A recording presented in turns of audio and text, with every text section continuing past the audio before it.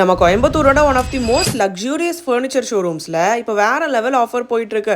Mettupalayam road Ganga hospital பக்கத்துலேயே தாங்க 20,000 square ஃபீட்ல smart home locate ஆயிருக்கு. இந்த மாதிரி சிங்கிள் ரிக்ளைனர்ஸ்லாம் 15,000ல ஸ்டார்ட் ஆகுது அண்ட் செட்ஸ் எல்லாம் 50,000ல ஸ்டார்ட் ஆகுது.